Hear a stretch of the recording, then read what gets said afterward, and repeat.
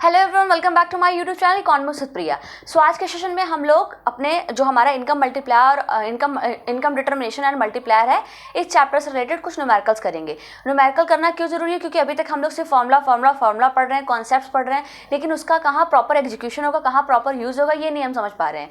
सो उन सभी चीज़ों को समझने के लिए कुछ न्यूमेरिकल्स करना जरूरी है। उसके बाद हम लोग के इस चैप्टर में एक टॉपिक और बचा हुआ है, वर्किंग ऑफ मल्टीप्लायर। इसको हम लोग नेक्स्ट वीडियो में कंप्लीट कर लेंगे।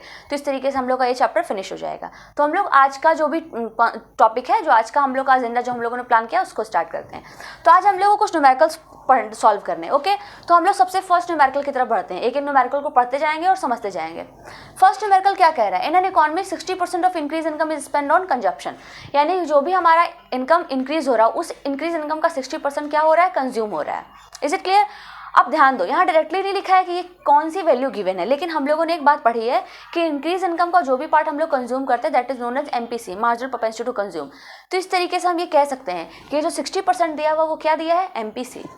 पढ़ते जाते लिखते जाते हैं, यानी एमपीसी इज इक्वल्स टू 60%, यानी 60/100 यानी 0.6 एमपीसी की वैल्यू हो गई। Is it clear? आगे बढ़ते हैं। आगे लिखा है rupees if 4 crore are investment, यानी कि जो 4 करोड़ से वो तो सीधे सीधे बोल रहा है इतना इन्वेस्ट हो रहा है, यानी कि डेल आई भी दिया है, that is rupees 4 crore. Okay, अब क्या पूछ रहा है? अब क्वेश्चन में बोल रहा है find out the increase in income and saving. यानी हमको बोला है increase in income and increase in saving, ये दोनों चीजें क्या करनी है? हमको फाइंड आउट करनी। Is it clear? अब ध्यान से हम लोग समझते हैं। देखो, हमको ये फाइंड करना है, तो डेल आई और डेल आई गिवन है और डेल वाई फाइंड करना है। तो ये दोनों चीजें देखो हमारे पास मल्टीप्लायर वाले फॉर्मूले में होता है, के इज इक्वल्स टू, हम लोग के पास फॉर्मूला होता है ना, del Y upon del I. तो सिंस उस फॉर्मूले में ये दोनों तो होता है, लेकिन हमको ना तो मल्टीप्लायर के बारे में मालूम है, ना ही हमको डेल वाई के बारे में मालूम है। तो सिंस दो वेरिएबल एक साथ हमको मालूम नहीं है, और with the help of only one variable how will we find two variables? नहीं फाइंड कर सकते हैं, तो हमको एक और वेरिएबल को फाइंड करना पड़ेगा। यानी हम लोग कोशिश करते हैं किसको? के को फाइंड करने की। देखो, के से रिलेटेड एक चीज दिया हुआ है जो कि हम लोग पढ़े थे कि के और एमपीसी में डायरेक्ट रिलेशन होता है। और क्या होता है? K is equals to 1/1 minus MPC, यानी कि 1/1 माइनस एमपीसी 0.6। ठीक है, तो ये 0.6 हम लिख दें, यानी कि 1/0.4, यानी कि 10/4 यानी कि 2.5। ये हम लोग का के की वैल्यू आ गई। Is it clear? के की वैल्यू हमारे पास आ गई। अब हमको क्या, के की वैल्यू मिल गई, हमको चेंज इन इन्वेस्टमेंट दिया ही हुआ है और हमको इनकम फाइंड करना है। तो सिंस के इज इक्वल्स टू हम लोगों ने पढ़ा है change in income upon change in investment. अब हमारे पास ये भी वैल्यू है, ये भी वैल्यू है, और आपको ये फाइंड करना है डेल वाई। तो क्या हो जाएगा? के इंटू डेल आई। आप सिंपली मल्टीप्लाई 2.5 और change in investment which is 4 करो, इन दोनों का मल्टीप्लाई करके चेंज इन इनकम फाइंड कर लोगे। एक हो गया।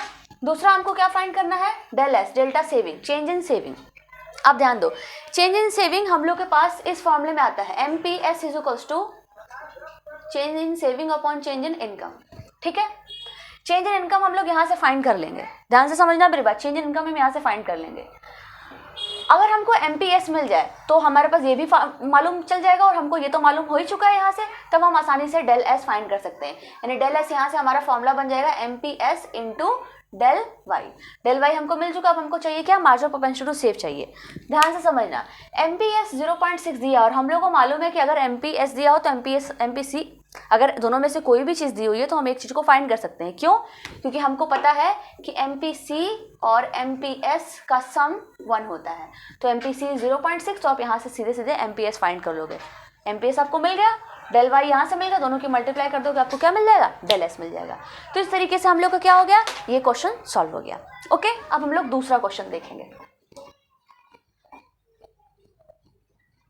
चलो समझते हैं। देखो, सेकंड क्वेश्चन क्या कह रहा है, हम लोग इसको समझते हैं। नेक्स्ट क्वेश्चन कह रहा है कि इन an economy the investment expenditure is 70 crore and consumption function is this, find the equilibrium level of income. ये देखो, अब हमारा जो हम लोग एडी और एस अप्रोच और सेविंग इन्वेस्टमेंट अप्रोच पढ़े हैं, उससे रिलेटेड कॉन्सेप्ट आ गया। तो क्या गिवन है? पहले इन्वेस्टमेंट एक्सपेंडिचर इज 70 करोड़, यानी कि आई की वैल्यू क्या है? 70 करोड़। ठीक है, और कंजप्शन फंक्शन दिया। कंजप्शन फंक्शन क्या है? 60 + 0.80y, 60 + 0.80y। अब देखो, ध्यान समझना, क्या क्वेश्चन में बोला है? Find equilibrium level of income, हमको इक्विलिब्रियम लेवल ऑफ इनकम पढ़ना है। तो सिंस इक्विलिब्रियम लेवल हम लोग दो इक्विलिब्रियम फाइंड करने के दो अप्रोचेस हम लोगों ने पढ़े थे, एडी और एएस अप्रोच और सेविंग और इन्वेस्टमेंट अप्रोच। हम लोग यहाँ पे यूज करते हैं एडी और एएस अप्रोच को। तो since AD is equals to AS, आपको ध्यान होगा कि एएस को हम लोग इनकम भी कहते हैं, यानी AD is equals to income कह सकते हैं। समझना, धीरे धीरे समझना सारी बातों को। एडी के हम लोगों ने दो कंपोनेंट पढ़े थे, consumption plus investment is equals to Y. यानी इस तरीके से हमारे पास एक कंडीशन मिल गया इक्विलिब्रियम लेवल के लिए, ये वाला। ठीक है, अब ध्यान समझना। कंजप्शन फंक्शन ये गिवन है, तो कंजप्शन फंक्शन के प्लेस पे हम 60 प्लस 0.80 वाई प्लस इन्वेस्टमेंट की वैल्यू भी गिवन है which is 70 crore is equals to Y. अब ध्यान दें, इस पूरे इक्वेशन में सिर्फ एक ही वेरिएबल है वाई। देखो मैं शिफ्टिंग भी कर देती हूँ, 60 प्लस 70 ये कितना हो गया आपका 130 इज इक्वल्स टू वाई, और 0.80 को इधर कर दो, 0.8 माइनस, इधर जाएगा तो माइनस हो जाएगा 80, ये इधर आ गया, यानी कि 130 इज इक्वल्स टू 0.205।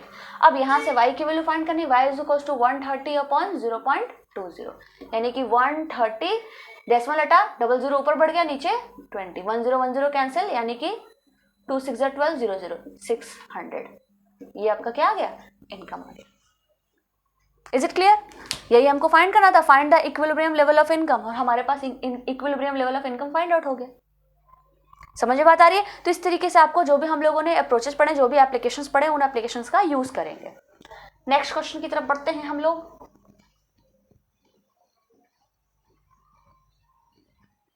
देखो नेक्स्ट क्वेश्चन क्या कह रहा है, in an economy the entire increase income is spend on consumption, what will be the value of multiply. लो, इसमें तो कुछ वैल्यू ही नहीं दी हुई है, तो इसको कैसे फाइंड करें? लेकिन कर सकते हैं, इसीलिए कहते हैं कि थ्योरी पढ़ने बहुत जरूरी होती है, थ्योरी से कॉन्सेप्ट क्रिएट होते हैं, अप्रोच बनता है।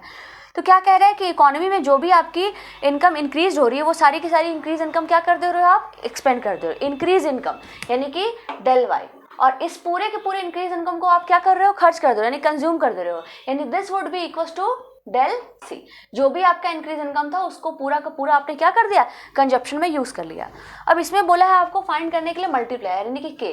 अब ये कैसे फाइंड होगा, के इज इक्वल्स टू, तो हम लोगों ने 3 फॉर्मूले पढ़े थे। पहला पढ़ा था हम लोगों ने क्या, del Y upon del I, तो उसको तो इसमें यूज ही नहीं कर सकते हैं। एक हम लोगों ने फॉर्मूला पढ़ा था, K is equals to 1 upon 1 minus MPC, क्योंकि यहाँ पे हम लोग इसी फॉर्मूले को यूज करेंगे। इसका एक और रीजन बता देती हूँ, क्योंकि सिंस यहाँ पे बोल रहा है कि जो भी हमारी इंक्रीज इनकम है उसको पूरा का पूरा हम कंज्यूम कर रहे हैं, और ये जो कॉन्सेप्ट है वो MPC से रिलेटेड है, मार्जिनल प्रोपेंसिटी टू कंज्यूम से रिलेटेड है, और के और MPC में यही रिलेशन होता है। अब ध्यान से मेरी बात समझना, 1 माइनस 1 अपॉन 1 माइनस MPC का फॉर्मूला हम लोगों ने पढ़ा था del C upon del Y.